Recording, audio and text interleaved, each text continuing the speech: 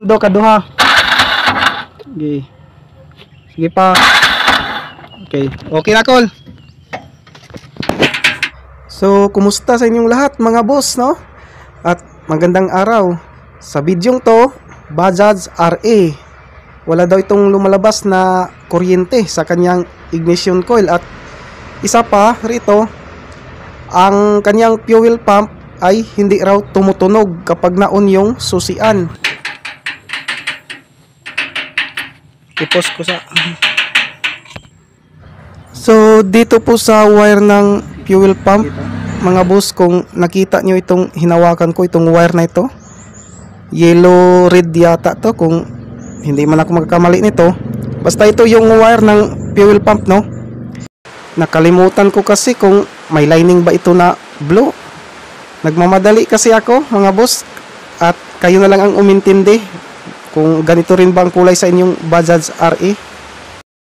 So, ang estilo ko dito, mag-tap muna ako ng wire at idiretso natin ito mga boss sa white na may lining na red, no? Doon sa may ignition switch, no? Yung wire sa ignition switch ba doon sa Avanti sa may manubila. At pakinggan natin kung tutunog ba yung kanyang fuel pump at mayroon bang lalabas na kuryente sa kanyang ignition coil, no? So ito yung unang gawin ko muna dito para malaman natin kung may lalabas ba na kuryente at tumunog ang fuel pump, no? At pagkatapos nito mga boss, kung gagana man ito, kung aandar man ang Bajaj RA na ito, tatanggalin natin ang wire na ito, no? Kasi alam kong continuous ang tunog ng fuel pump nito dahil nakarikta itong wire na itap natin papunta sa wire ng ignition switch, no? Sa white na may lining na red, no? Kaya continuous talaga ang tunog ng fuel pump, kaya tatanggalin lang natin to. Baka raw maapektuhan ng ECU, sabi ng kasama ko. Pero hindi pa rin ako sure. Pero hindi ako sure kung mangyari man yan kasi hindi ko pa naranasan. So try lang natin mga boss kung gagana ba ito. Na-share lang kasi ito sa kakilala ko. Ganito rin kasi ang nangyari sa kanyang Bajaj RA.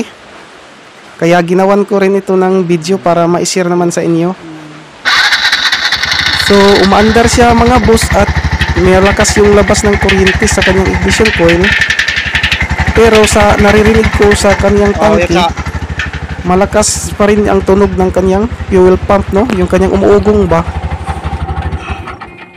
So itong wire na ito mga boss, itong nakarikta dito sa white na may lining na red, positive to. So itong wire na kulay red nakatap ito sa white na may lining na red, no?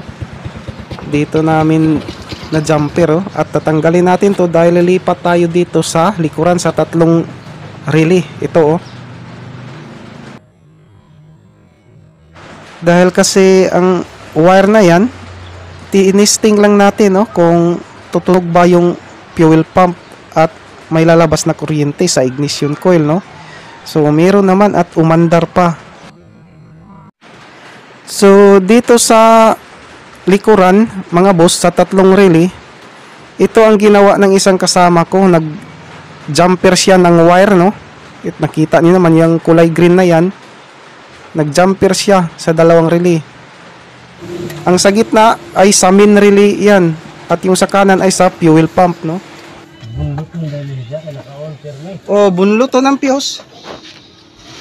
So kanina, yung wire na tinap natin dito kanina, tinanggal ko na kasi testing lang naman para malaman natin kung tumunog ba ang kanyang fuel pump, no? So at may lalabas ba na kuryente.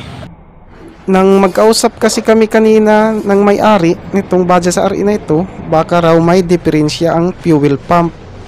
Kaya sinubukan kong mag-tap ng wire papunta sa ECC.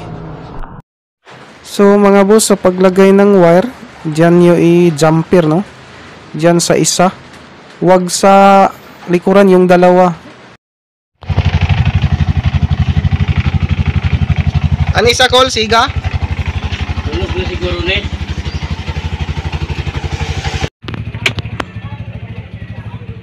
Okay. I-andar.